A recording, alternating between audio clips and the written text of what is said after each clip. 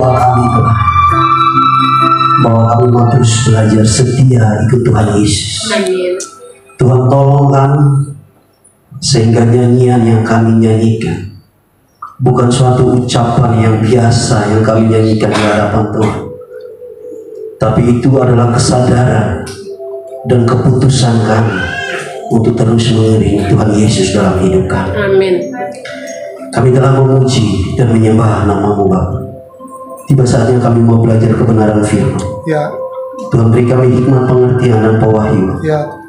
sehingga kami dapat mengerti apa yang kami pelajari. Haleluya. Dan lebih daripada itu kami dapat melakukannya dalam hidup kami masing-masing. Terima kasih Bapak. Beracaralah buat kami semua. Kami siap belajar firman. Amin. Dalam nama Yesus. Haleluya. Amin. Silakan duduk kembali. Shalom. Boleh kasih tepuk tangan buat tim pemuji dan penyembah. Apa kabar Bapak Ibu semua? Sudah lama ya kita nggak ketemu. Hampir 1 tahun. Terakhir bulan Mei apa Maret ya? Waktu di Lembang. Maret ya. Ya, terakhir bulan Maret. Berarti kurang sebulan kita nggak ketemu. Dan setelah kita ketemu ternyata saudara nggak berubah ya, masih tetap ganteng-ganteng, cantik-cantik, masih tetap juga ikut Tuhan dan beribadah di sini. Saya lihat muka-muka yang dulu apa ada yang nggak ada lagi, tapi ternyata semua ada. Bahkan ada yang baru ya. Kalau yang baru yang belum kenal, perkenalkan saya Roland. Nah, saya juga senang nanti setelah ibadah kita boleh ngobrol-ngobrol. Sudah lama Pak. Sudah lama ya Bu. Ya, hari ini saya mau sharing buat saudara tentang ini. Jangan khawatir. Kita percaya dengan namanya rencana Tuhan. Saya sangat diberkati dengan kesaksian-kesaksian yang barusan. Dari adik yang kecil, dilanjutin sama ibu, dan siapa lagi yang ada beberapa 3 orang ya. Intinya adalah selalu berbicara tentang Yesus itu baik buat hidup kita. Maka hari ini saya juga mau ngajak saudara untuk belajar bahwa kalau kita yakin dengan rencana Tuhan dalam hidup kita, maka khawatir itu bukan jadi gaya hidup kita, tapi optimisme, tapi keyakinan. Dan itu yang mendorong kita untuk terus melangkah maju. Kita bisa lihat lembaran baru di kemudian hari. Sebab apa? Kita yakin kita nggak berjalan sendiri, kita berjalan dengan Tuhan. Seperti yang dinyanyikan sama Ibu Erti dan Oma apa tadi? Oma Happy. Jadi nyanyian-nyanyian itu kiranya juga menjadi kesaksian buat kita semua. Sebenarnya saya udah nggak menyampaikan firman lagi. WL juga lagunya mewakili, kesaksian mewakili. Amin. Tapi kalau ibadah tanpa firman kayaknya kurang lengkap. Ya, saya mau memulai dengan satu cerita. Beberapa bulan lalu, sebulan lalu lah, di kampung saya dari Rote, pulau paling selatan dari Indonesia. Ada salah satu tentara baru tangkap, Tamtama, berarti masih baru ya. Dia menyukai seorang wanita dari daerah saya. Lalu keluarga, singkat cerita, wanita ini ternyata hamil di luar nikah. Dan keluarga dari wanita ini menuntut 250 juta sebagai mahar untuk meminang wanita ini menjadi pasangan dari suaminya. Dan pada akhirnya mereka nggak menikah. Karena apa? Calon suaminya akhirnya gantung diri dan mati di dekat bandara. Dari keluarga, cerita keluarga, kemungkinan dia takut karena dia masih Tamtama, takutnya diadukan, dipecat dan seterusnya. Dan yang kedua, keluarga dia bukan keluarga yang berada, sehingga dia memutuskan untuk gantung diri dan menyelesaikan cerita hubungan dia dengan pasangan dia. Kekhawatiran ini menjadi penyakit serius buat kita semua. Dia nggak hanya menyerang orang yang di luar Tuhan, tapi orang percaya pun kalau nggak hati-hati dihajar juga sama ini penyakit. Namanya khawatir. Jadi khawatir ini menjadi satu masalah yang benar-benar serius buat kita semua. Saya coba mengidentifikasi ada 3 masalah utama kenapa orang khawatir. Pertama, dia takut masa lalunya diketahui sama orang. Di sini sih nggak ada, di sini orang baik semua. Yang kedua, dia takut mati. Ada yang mau mati? Takut mati semua kita ini. Mau ketemu Yesus tapi takut. Padahal realitanya adalah semua kita pasti mati. Sepakat? Amin. Tapi kenapa kita takut mati? Kata Bapak mau ketemu Yesus tapi tak. Ntar kalau nggak mati nggak ketemu Yesus. Pilih mana? Mati sekarang ketemu Yesus atau tidak mati tapi tidak ketemu Yesus? Waktunya Yesus. Atau yang ketiga nanti mati baru kita ketemu Yesus. Amin. Mau yang ketiga? Waktunya. Manusia selalu mau yang terbaik. Dan yang ketiga adalah nanti sesuai dengan pembahasan firman Tuhan hari ini adalah orang takut dengan kehidupan dia hari ini, besok dan akan datang nanti. Dan itu katanya manusiawi. Tapi nanti kita akan belajar apakah firman Tuhan benar berbicara begitu, bahwa kekhawatiran adalah bentuk manusiawi dari seseorang, atau firman Tuhan berbicara lain tentang kekhawatiran. Mari kita baca dulu Matius pasal 6 ayat 25. Matius pasal 6 ayat 25. Matius pasal 6 ayat 25. Oke, saya sudah siapkan dalam bentuk PPT, jadi saudara bisa perhatikan di depan. Kita baca sama-sama ya. 1, 2, 3. Karena itu aku berkata kepadamu, janganlah khawatir akan hidupmu, akan apa yang hendak kamu makan atau minum, dan janganlah khawatir pula akan tubuhmu, akan apa yang hendak kamu pakai. Bukankah hidup lebih penting daripada makanan dan tubuh lebih penting daripada pakaian? Hal pertama yang saya mau sharing buat saudara adalah Yesus ternyata melarang manusia untuk khawatir. Yesus melarang setiap daripada kita yang katanya murid Kristus, yang katanya orang Kristen, yang katanya orang percaya. Yesus larang kita untuk tidak boleh khawatir. Artinya tidak ada alasan saya masih manusia jadi saya berhak khawatir. Nggak ada lagi alasan itu. Nanti saya jelaskan di belakang. Tapi pada dasarnya firman ini berbicara kepada kita semua bahwa Yesus melarang kita untuk khawatir. Sebelum teks slide ini ada. Oke. Saya ingin sharing buat saudara tentang dua kata. Yang pertama kata jangan, dan yang kedua adalah kata khawatir. Saudara kalau perhatikan baik-baik, dalam kata Yunani dia pakai kata ini, dalam bahasa Yunani dia pakai kata ini, mi. Dan kata yang kedua atau kata khawatir dia pakai kata ini, merimnate atau merimnao dalam bahasa Yunani. Artinya begini, maksud dari pernyataan ini adalah mulai saat ini saya dan saudara yang memutuskan percaya kepada Yesus berhenti khawatir. Itu maksud kata ini. Dan kata ini adalah kata yang bentuknya aktif. Aktif berarti begini, kita nggak hanya boleh nggak khawatir hari ini, besok pun nggak boleh khawatir, lusa pun nggak boleh khawatir, sakit nggak boleh khawatir, kurang uang nggak boleh khawatir, masalah rumah tangga nggak boleh khawatir. Semua persoalan yang kita alami, kita dilarang untuk khawatir karena kita mau diajar sama firman Tuhan, bergantung kepada Yesus. Amin. Saudara percaya dengan providensial, pemeliharaan Allah? Percaya? Amin. Tuhan yang menjadikan kita, Tuhan juga yang akan terus memelihara hidup. Amin. Itu saya selalu tanamkan di hati saya. Amin. Bahwa Tuhan yang saya dan saudara sembah adalah Tuhan yang tidak akan pernah meninggalkan kita. Pada dasarnya kita yang suka tinggalkan Tuhan, betul nggak? Ya. Kalau kita tinggalkan Tuhan lalu kita bilang begini, Tuhan nggak ada, yang nggak ada siapa? Atau yang nggak adil, nggak adil siapa? Kita apa Tuhan yang nggak adil? Kita yang nggak adil. Kalau mau jujur kita yang nggak adil. Tuhan selalu ada buat saya dan saudara. Tuhan nggak pernah meninggalkan kita. Jadi kalau saudara baca di ayat yang ke-25, merimnao secara harafiah, dia bilang bahwa khawatir adalah suatu perintah yang tidak boleh ada dalam hidup orang percaya.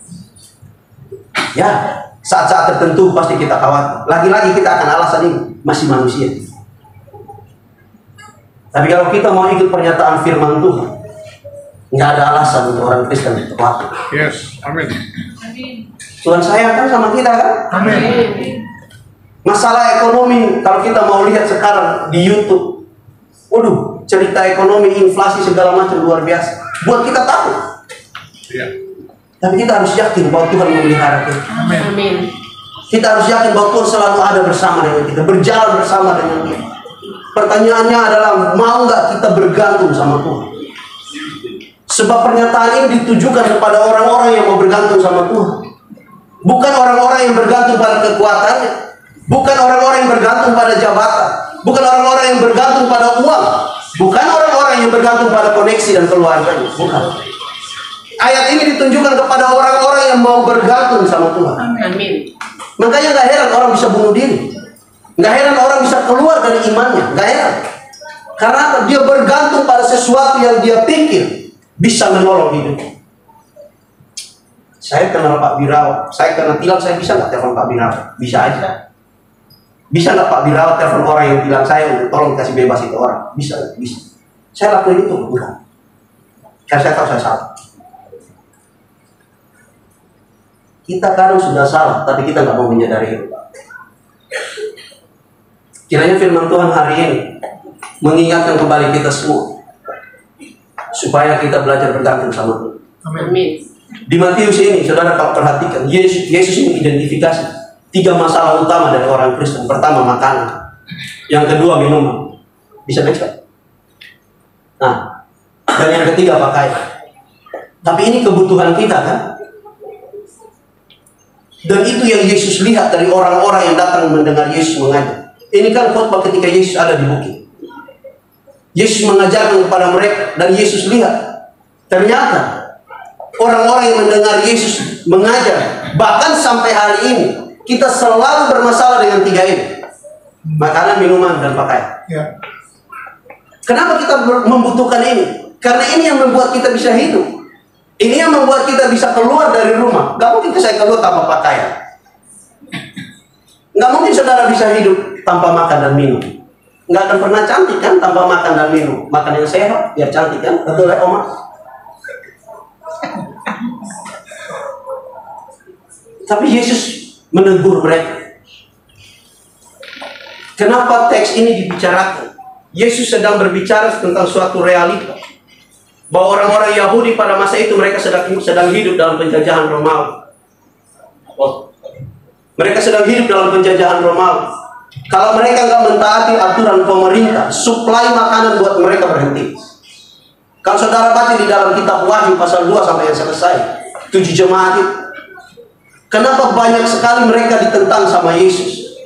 Karena mereka lebih memilih taat pada pemerintah dunia daripada taat sama Yesus. Mereka lebih memilih menggantungkan hidup mereka terhadap orang-orang dunia daripada menggantungkan hidup mereka terhadap Yesus. Dan ini pun yang dialami sama orang-orang yang datang mendengar Yesus mengajar di bukit. Kalau mereka ikut Yesus sungguh-sungguh, kalau mereka nggak lagi dengar tentang pemerintah yang menjajah mereka, suplai makanan buat mereka berhenti. Jadi ini diperhadapkan dengan situasi yang sulit untuk buat keputusan. Saya kalau nggak baik sama ibu nggak kasih saya uang, saya bisa susah. Tapi kalau saya bergantung sama ibu, saya meniadakan Tuhan yang adalah supply sebenarnya buat saya. Amin. Ini pilihan yang sulit buat kita semua. Ada saatnya kita diperhadapkan dengan bagaimana kita membuat satu keputusan yang tepat supaya tidak menyakiti hati Tuhan. Dan itu berat sekali. Makanya saya selalu bilang begini, panggilan kekristenan itu panggilan penderitaan kalau kita mau jujur. Cara hidup kita diatur, cara duduk kita diatur, cara saya bicara sama Bapak diatur, cara saya beribadah diatur, semua diatur. Jadi bagi saya panggilan Kristen itu bukan satu panggilan biasa, itu panggilan penderitaan kalau kita mau jujur. Amin. Nah makanya banyak orang gak heran kalau gagal. Tapi kegagalan itu kita yang ciptakan, bukan Tuhan yang ciptakan. Firman Tuhan bilang begini, semua orang boleh datang kepada Tuhan. Yang letih, lesu, berbeban berat boleh datang kepada Tuhan. Tuhan gak pilih-pilih kan? Tuhan gak bilang begini, pendeta kamu boleh datang sama saya, jemaat jangan. Enggak. Tuhan gak pilih-pilih orang tertentu untuk datang sama Tuhan. Tuhan kasih semua orang akses untuk bisa datang sama Tuhan. Dia buka pintu selebar-lebarnya, boleh datang. Boleh datang sama Tuhan. Tapi kadang-kadang kita nggak mau datang sama Tuhan. Coba next. Ya, seorang penulis buku Alkitab Penuntun Hidup Berkelimpahan, dia ngomong begini. Bukan suatu hal yang tabu bagi orang-orang yang mempersiapkan kebutuhan fisik di masa depan Yang dilarang oleh Yesus adalah kekhawatiran atau kecemasan yang menunjukkan bahwa kita kurang percaya akan pemeliharaan dan kasih Allah sebagai Bapa kita. Jadi kerja boleh nggak? Boleh. Buka toko boleh? Boleh. Boleh. Semua itu boleh. Karena kita perlu lakukan sesuatu untuk kita dapat sesuatu, betul? Betul. Saya mau punya uang, saya harus berusaha. Entah saya ojek online, saya belajar supaya saya dapat ranking, supaya saya dapat beasiswa. Saya mau apa saja, harus mulai dari saya.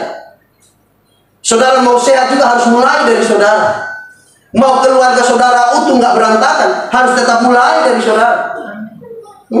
Amin. Semua mulai dari kita. Nggak ada hal yang salah yang kita kerjakan, nggak ada yang salah. Tapi yang Tuhan minta sama kita adalah mari bergantung sama Tuhan. Amin. Libatkan Tuhan di dalam semua aktivitas kita. Amin. Itu yang Tuhan mau dari kita. Yes.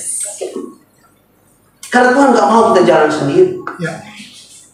Kita jalan sendiri pasti kita patah di tengah jalan. Nah itu Tuhan nggak mau. Saya percaya Tuhan nggak pernah merancangkan kegagalan buat orang percaya. Dia selalu merancangkan kebenaran, kebaikan, kesuksesan, kenyamanan hidup buat orang percaya. Itu rancangan Tuhan buat kita semua. Rancangan Tuhan itu rancangan damai sejahtera. Bukan kecelakaan, bukan sakit penyakit, Ya. bukan kemiskinan. Betul. Loh? Kiranya kita bisa introspeksi diri mulai saat ini. Saya mohon maaf kalau agak keras, nggak apa-apa kan saya tahu sekali saya kenal. Dan kalau saudara nggak suka tinggal bilang ibu. Ya.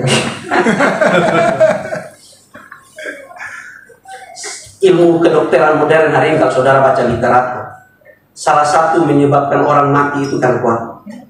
Dia bisa menyerang pikiran, akhirnya kita mati. Teman saya seorang hamba Tuhan, dulu kita full time bersama-sama di gereja lama Pak. Dia sakit dan bawa ke rumah sakit. Didiagnosa hasilnya macam-macam. Dia sakit kurang lebih 1 tahun. 3 bulan pertama hasilnya ini, 3 bulan kemudian hasilnya ini. Hasilnya bermacam-macam.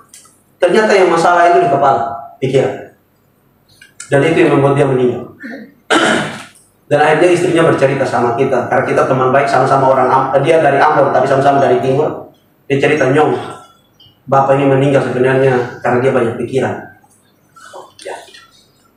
Saya 2 minggu lalu sebelum ke Solo, saya setiap bulan itu sakit. Kurang lebih 6 bulan ke belakang, setiap bulan saya selalu batuk flu parah. Terakhir saya batuk sampai gendang telinga saya keluar darah, kuping saya keluar darah. Karena saya batuk itu kepala rasa mau jatuh, dan itu berulang setiap bulan. Lalu saya ke dokter, karena saya dari kantor istri dapat asuransi, jadi saya memanfaatkan untuk ke dokter. Sampai di rumah sakit, dokter bilang, Pak banyak pikiran. Nggak begitu sih, saya bilang, biasa aja. Atau Bapak terlambat makan. Karena yang dia hajar ternyata asam lambung. Yang buat saya begitu ternyata asam lambung. Dan saya baru tahu asam lambung itu dia nyerangnya 2, jantung. Dan kalau jantung kita kuat, dia hajar ke atas. Yang akhirnya kita bisa batuk flu parah. Nah puji Tuhan jantung saya kuat, kata dokter ya.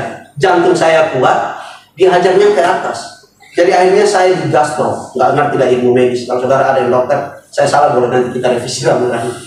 Tapi saya di gastro sebelum saya pelayanan ke Solo. Ya, jadi saya dibius total, dimasukin selang, dibersihin di dalam. Nah, saya baru lihat ternyata dari sini sampai di area perut saya itu merah semerah-merahnya. Dan itu yang menyebabkan saya selalu berulang batuk dan flu parah. Gas. Iya, Pak. Tugas. Ya, dia bersihkan. Jadi dia pakai semacam alat penghisap, dia masukin di dalam, disedot semua. Saya bilang makin kita ke rumah sakit makin banyak tahu kita soal masalah. Itu bikin kita stres sendiri dan kita makin khawatir. Makanya kalau saudara nggak mau tahu sakit saudara, mendingan nggak usah ke rumah sakit. Tapi lebih baik ke rumah sakit daripada mati nggak jelas. Nah ilmu kedokteran hari ini bilang bahwa orang sakit itu salah satu bisa karena pikiran. Makanya kalau kita ke dokter, dokter selalu bilang, Pak banyak istirahat, banyak makan, jangan banyak pikiran. Saudara pernah dengar itu dari dokter? Kalau saudara nggak pernah, berarti saudara di sini orang yang nggak pernah khawatir, hanya saya doang. Yang kedua, kita baca di poinnya di Matius 6 ayat 25 dan sampai ayat yang ke-32. Ini saya ayat 26, saudara 27, kita sama-sama di ayat 32. Matius 6 ayat 26 sampai 32. Saya mulai ayat 26 ya. Pandanglah burung-burung di langit yang tidak menabur dan tidak menuai dan tidak mengumpulkan bekal dalam lumbung, namun diberi makan oleh Bapamu yang di surga. Bukankah kamu jauh melebihi burung-burung itu? Ayat 7. Siapakah di antara kamu yang karena kekhawatirannya dapat menambah sehasta saja pakaiannya? Dan mengapa kamu khawatir akan pakaian? Perhatikanlah bunga bakung di ladang yang tumbuh tanpa bekerja dan tanpa meminta. Namun aku berkata Kepadamu Salomo dalam segala kemahirannya pun tidak berpakaian sehingga salah satu dari bunga itu. Ayat 30. Jadi jika demikian Allah mendandani rumput di ladang yang hari ini ada dan besok dibuang ke dalam api, tidakkah ia akan terlebih lagi mendandani kamu, hai orang yang kurang percaya? 31. Sebab itu janganlah kamu khawatir dan berkata, apakah yang akan makan? Apakah yang akan minum? Apakah yang akan pakai? Ayat 32 sama-sama ya. Semua itu Jangan bangsa-bangsa yang akan tetapi Bapa-Mu sudah tahu bahwa kamu membutuhkan semuanya. ketika Yesus lihat masalah khawatir di orang-orang yang dulu mendengar dia mengajar, Yesus kasih 3 perbandingan. Dan 3 perbandingan ini kalau saudara perhatikan, ini perbandingan yang tak terbantahkan. Contoh yang tak terbantahkan. Next time. Ini contoh yang tidak pernah terbantahkan. Nah, poin yang kedua dulu. Poin yang kedua adalah Tuhan yang mencukupkan. Next lagi, Pak. Oke. Ini 3 contoh atau 3 perbandingan yang Yesus kasih. Ketika Yesus melihat banyak orang ternyata khawatirnya luar biasa. Saudara harus tahu begini, kenapa banyak orang datang ikut Yesus, mendengar Yesus mengajar di bukit? Karena yang Yesus ajarkan tidak pernah mereka dengar sebelumnya. Yang Yesus buat tidak pernah mereka lihat sebelumnya. Orang mati bangkit, lumpuh berjalan, tuli mendengar, buta melihat, dan seterusnya. Tidak pernah mereka lihat. Dan itu yang mendorong orang-orang untuk datang kepada Yesus, mendengar Yesus mengajar. Karena Yesus menghadirkan suatu ajaran yang berbeda, yang dunia ajarkan, atau yang dilakukan oleh tokoh-tokoh agama pada masa itu. Tapi dari antusias mereka yang luar biasa ini, Yesus menemukan ternyata mereka belum lepas dari ketergantungan terhadap dunia. Dan ketergantungan itu namanya khawatir. Dan itu yang Yesus bandingkan. Yesus bilang begini, coba kamu lihat ke depan. Kamu lihat burung-burung di udara. Siapa yang pelihara burung-burung itu? Siapa yang kasih makan? Kok bisa hidup itu burung? Nggak ada yang berdiri dan bilang begini, saya yang kasih makan. Nggak ada. Nggak berhenti di situ. Yesus bilang lagi yang kedua, coba kamu lihat ke sebelah kiri. Kamu lihat bunga bakung di ladang. Siapa yang buat bunga itu indah? Sampai-sampai seorang Salomo raja yang hebat berpakaian tidak seindah bunga bakung itu. Perbandingan tanaman dengan manusia yang hebat, yang punya posisi luar biasa. Yang ketiga, Yesus bilang begitu, coba kamu lihat ke kanan. Ke kiri, ke kanan, ke depan itu bahasa saya, bukan bahasa Yesus. Tapi saya mau supaya saudara gampang mengikuti. Coba lihat ke kanan. Rumput di ladang. Siapa yang pelihara sehingga dia bisa tumbuh hijau? Yang hari ini bisa hijau, besok mati dibuang ke dalam api. Siapa yang bisa? Nggak ada. Dan gak ada orang yang bisa berdiri dan bilang begini, itu saya. Gak ada yang bisa tepuk dada dan bilang, itu saya yang buat. Gak. Ini contoh yang tak terbantahkan oleh semua pendengar pada masa itu. Yesus jawab semua kekhawatiran kita dengan contoh yang tak terbantahkan. Yesus bilang, banyaknya khawatir tidak akan mengubah apapun jalan-jalan hidup kita. Nggak menambah sehasta pun hidup kita. Nggak menambah setahun masa hidup kita di dunia ini. Nggak akan nambah apa. Yang ada adalah nambah sakit penyakit. Jangan berharap saudara khawatir dan bisa tambah istri. Nggak akan mungkin. Jangan harap saudara khawatir lalu saudara punya deposito makin nambah. Nggak akan mungkin. Nggak akan pernah nambah apa-apa. Halo? Amin. Tapi saya mau kasih tahu saudara, kenapa Yesus kasih 3 contoh ini?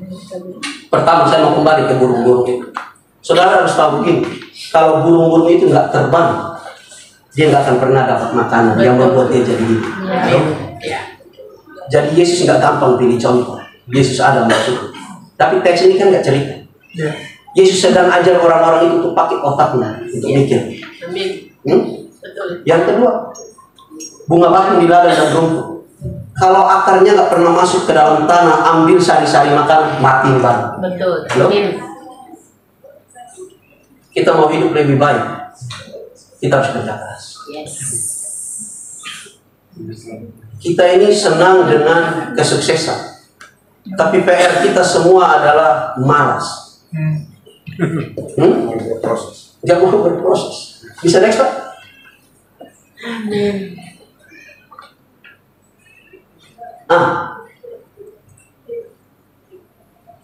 Nanti saya kasih tahu di sini.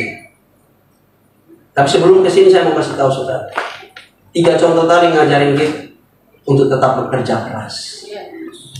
Karena kalau saudara nggak kerja keras, kita hanya hidup di dalam bayang-bayang mimpi jadi orang sukses.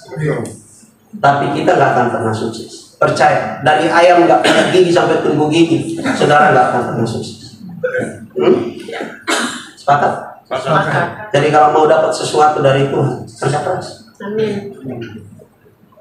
Pak Birawa sampai di posisi ini, kalau dia nggak pernah kerja keras sebelumnya nggak mungkin. Pak nggak bisa eksis di pelayanan Pak, kalau nggak pernah kerja keras. Ibu, pekerjaan nggak akan pernah stabil kalau kita nggak pernah kerja keras. Hasil tidak akan pernah mengkhianati proses. Sepakat? Betul. Nanti kita belajar untuk kerja keras. Pesan di ayat yang ke-25 sampai ayat yang ke-23.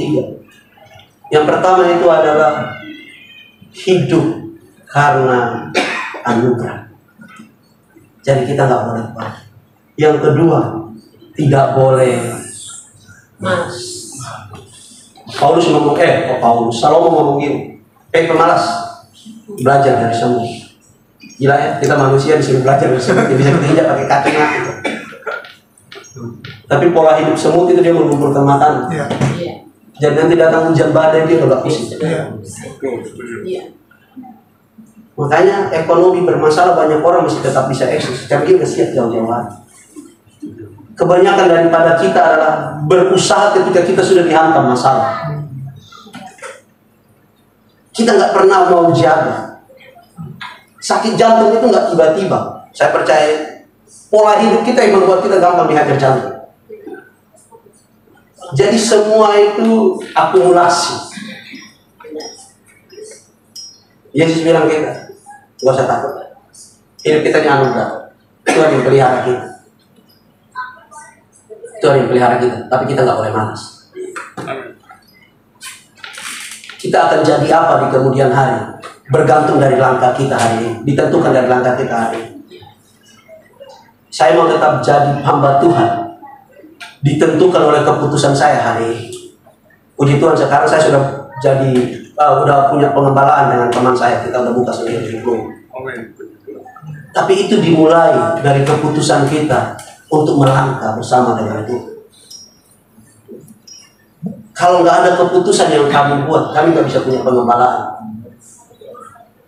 Ini jemaat di sini nggak akan pernah ibadat tiap Sabtu kalau bapak dan ibu nggak pernah buat keputusan sebelum, seperti yang Oma Ceria cerita tadi. Oma happy. Hari ini Oma ceria aja. Haleluya. Ya. Semua dimulai dari keputusan. Amin. Saya akan jadi apa? Tergantung keputusan saya. Saya jadi orang baik tergantung keputusan saya. Mohon maaf, saya jadi brengsek pun tergantung dari keputusan saya. Saya mau jadi apa? Saudara mau jadi apa? Coba pikirkan baik-baik. Mau jadi apa 2 tahun, 3 tahun, 5 tahun, 10 tahun kemudian? Mau jadi apa?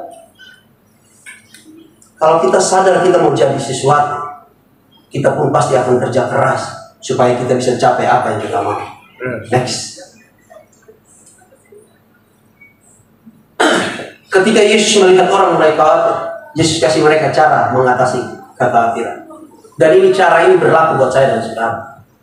Karena kalau kita mau cerita, ada banyak sekali khawatirnya kita. Jujur ya. Tapi Yesus kasih tahu kita caranya. Bisa lihat Pak? Matius 6 ayat 33. Tetapi carilah dahulu kerajaan Allah dan kebenaran, maka semuanya itu ditambahkan kepada. Yesus nggak pernah jadi jin buat kita. Halo? Jangan pernah buat Yesus jadi jin. Ikut Yesus. Saudara jangan bilang begini, saya mau ke gereja supaya saya kaya. Tapi saudara buat Yesus jadi berhala. Saya mau buka persekutuan di rumah saya supaya saya diberkati Tuhan. Oh, itu kacau. Pertanyaan saya buat saudara, dan saudara boleh renungkan hari ini.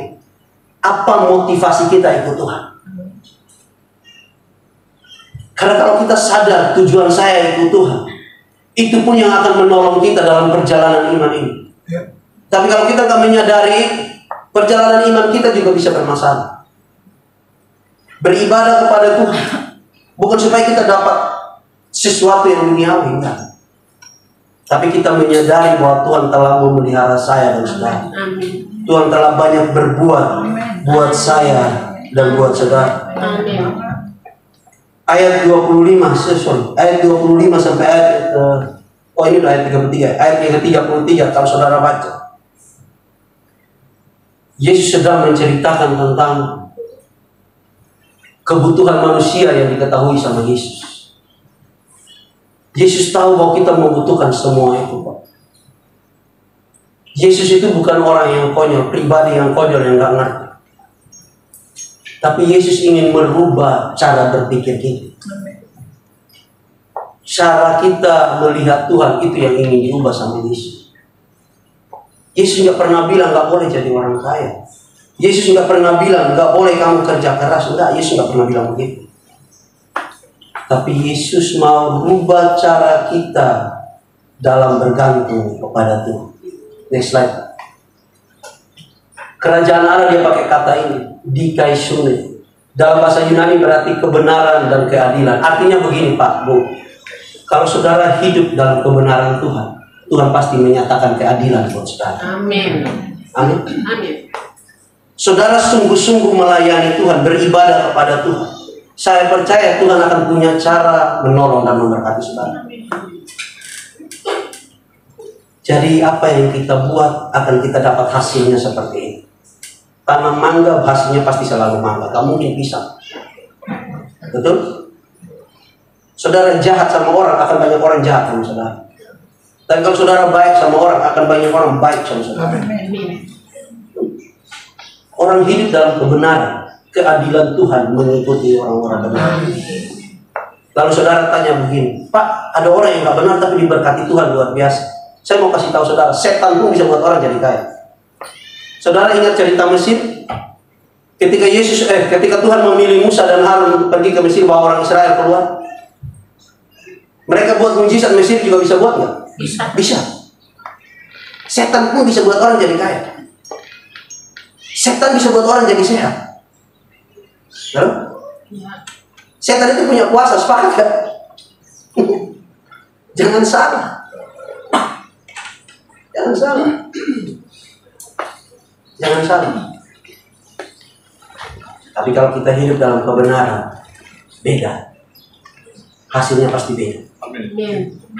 Beda sekali. Orang benar itu akan raut wajahnya itu nggak bisa bohong. Happy-nya dia itu beda. Saya diberkati Tuhan, akan berbeda wajah saya ketika saya bergantung hidup sama Pak Birawa dan Ibu. Berbeda. Saya kalau nggak hormat sama mereka selesai saya. Misalnya Pak. Karena saya bergantung sama mereka. Beda. Saya akan jadi orang yang munafik. Karena kalau saya ngomongin mereka di belakang, selesai saya. Saya sama ibu kenal baik. Saya bergantung sama ibu. Saya jelek-jelekin ibu, selesai juga hidup saya.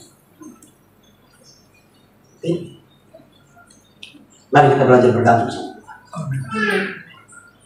Kita yakin bahwa Tuhan pemelihara hidup kita. Amin. Saya percaya bahwa Tuhan yang kita sembah, Tuhan yang tidak pernah berubah. Dahulu, hari ini, bahkan sampai selama-lamanya. Dia Tuhan yang tetap sama. Kalau dulu dia tolong kita, besok pasti dia tolong kita. Sampai kemudian hari, Tuhan pun pasti tetap tolong kita. Amin. Next Pak. Dengan demikian, jelas bahwa mencari kerajaan Allah dan kebenarannya, hidup kita pasti berubah dan kekhawatiran tidak lagi menjadi penghalang dalam perjalanan iman orang percaya. Karena kita punya kebenaran, karena kita hidup dalam firman Tuhan, karena kita dikuatkan oleh kebenaran, dipenuhi dengan firman, maka kekhawatiran bukan jadi gaya hidup kita. Gak akan dikit-dikit kawan, gak akan dikit-dikit kawan. Kita tahu Tuhan ada bersama kita. Gak gampang memang Pak, gak gampang. Mungkin bisa selesai ibadah ini kita langsung khawatir. Ada WA masuk, Pak, usaha kita kayaknya bermasalah, langsung khawatir. Tapi ingat ini, jangan jadi gaya ini. Harus bergantung sama Tuhan. Amin. Ayat 34. Setelah ini kita mau makan-makan kan? Jadi kita cepat saja. Soalnya muka-muka saudara udah lapar. Sebelum saya juga udah lapar. Ayat 34. Baca sama-sama boleh ya? 1, 2, 3. Sebab itu Jangan khawatir akan hari besok, karena hari besok mempunyai hari sendiri. Cukuplah. Amin. Amin. Jangan khawatir hari besok ya. Iya. Ingat kalau kita bergantung sama Tuhan, masalah hari ini bisa selesai. Amin. Besok Tuhan pasti tolong kita. Dan ingat ini baik-baik. Firman Tuhan jelas. Jelas. Besok masih ada masalah. Jadi jangan salah. Ini besok masih ada masalah. Makanya hari ini cukup hari ini. Udah besok masih ada masalah. Hari ini masalahnya makanan. Besok masalahnya pendidikan anak. Beda. Hari ini masalahnya pendidikan anak. Besok masalah suami. Beda. Kok ibu-ibu ketawanya kenceng banget. Ingat, kita telah belajar tentang pemeliharaan Tuhan dalam hidup kita. Kita diminta untuk tidak khawatir. Kalaupun ada permasalahan nanti di kemudian hari, percayalah Tuhan pasti menolong. Amin. Jangan pernah mengingkari iman kita, Pak. Kasihan. Kita nggak akan bisa jalan sendiri. Yes. Ya, saya harus jujur apa adanya. Kita nggak bisa jalan sendiri. Iya. Mungkin kita nggak kurang secara finansial, tapi batin kita itu kalau kita mau jujur menangis. Mungkin keluarga kita kelihatan tetap baik, tapi kalau mau jujur sebenarnya rohani di keluarga kita nggak berkembang. Kayaknya jangan lepas dari Tuhan. Amin.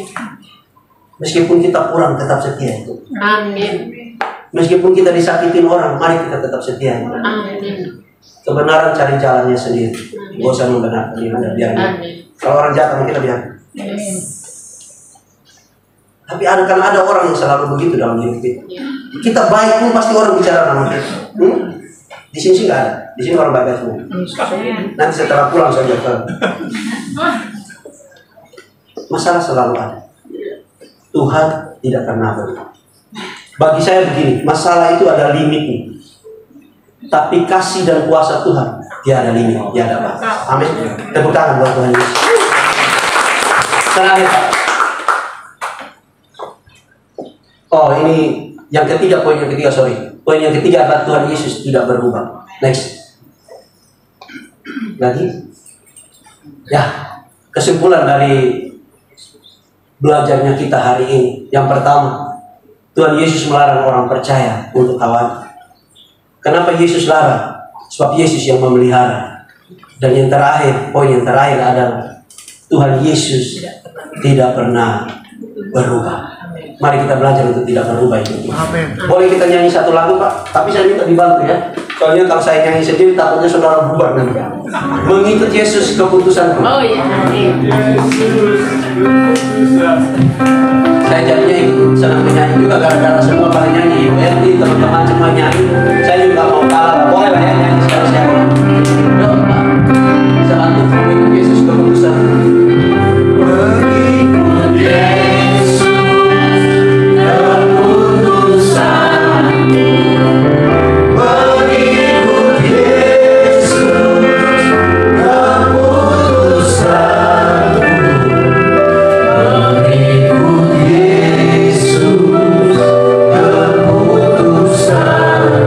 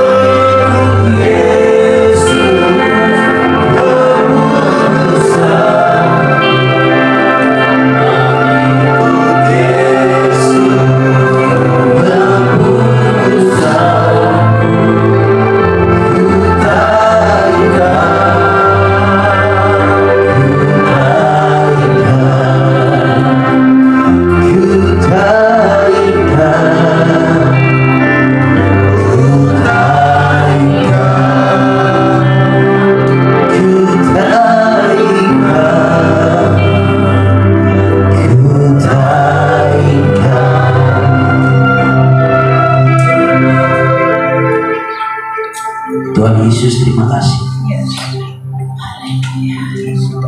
Kami boleh belajar untuk bagaimana kami terus bergantung sama Tuhan. Amin. Kami sadar, kami tahu bahwa perjalanan hidup kami tidaklah mudah. Akan ada banyak tantangan, sakit penyakit, hinaan, kesedihan yang bisa kami lewati nanti di kemudian hari. Tapi sebagaimana firman Tuhan mengajarkan kami, supaya kami tidak khawatir. Sebab kami tahu Yesus sang pemelihara hidup, dan Yesus tidak pernah berubah. Dahulu, hari ini, bahkan sampai selama-lamanya. Kau Yesus yang tetap sama. Kasih-Mu tidak pernah berubah, selalu tersedia bagi semua orang yang mau bergantung kepada Tuhan. Biarlah kami terima undangan Tuhan untuk kami datang di hadapan Tuhan, menyampaikan semua keluh kesah kami di hadapan Tuhan. Hamba terbatas untuk mengetahui apa yang menjadi problem dari setiap anak-anak Tuhan yang hadir sore hari ini. Tapi hamba berdoa bagi semua anak-anak Tuhan yang hadir hari ini. Tuhan yang tahu apa yang menjadi kesedihan, apa yang menjadi pergumulan, apa yang menjadi keinginan yang didambakan mungkin sudah jauh-jauh hari. Tuhan, Engkau Allah yang sanggup memberikan apa yang kami butuhkan. Amin. Kalau itu baik dan berkenan di hadapan Tuhan, kami yakin cepat atau lambat kami terima. Amin. Kalau ada yang sakit, Tuhan sembuhkan. Amin. Ada yang lemah, Tuhan kasih kekuatan. Amin. Ada yang bergumul dengan pekerjaan, Tuhan tolong biar dia bisa bekerja. Haleluya. Ada yang bergumul dengan masalah hidupnya, keluarga, Tuhan Engkau hadirkan kasih-Mu di tengah-tengah mereka. Kalau ada keluarga yang ada di ambang kehancuran, hamba berdoa kasih-Mu, cinta Tuhan yang tak terbatas, Amin. pengampunan Tuhan yang tak terbatas, Amin. melimpah bagi keluarga yang Amin. Makasih Bapak. Bapak berdoa secara khusus bagi Pak Birawa dan Ibu RT di tempat ini, sebagai tuan rumah buat kami semua. Bapak berdoa Tuhan terus berkati hidup mereka, Amin. berkati apa yang menjadi pekerjaan dan pelayanan. Amin. Semua yang mereka doakan Tuhan berkati. Amin. Anak-anak mereka menjadi anak-anak yang hebat, Yes. anak-anak yang punya masa depan. Yes. Tuhan. Bukan orang gagal, mereka menjadi orang Amin. berhasil, Amin. orang Amin. sukses. Amin. Sebab ada Tuhan di tengah-tengah keluarga. Amin. Berkati persekutuan Birawa, biarlah persekutuan ini terus membantu banyak orang mengenal akan Tuhan. Amin. Terima kasih Bapak. Ini doa kami dalam nama Yesus. Kami berdoa. Haleluya. Haleluya. Amin. Amin. Silakan duduk kembali. Saya kembalikan.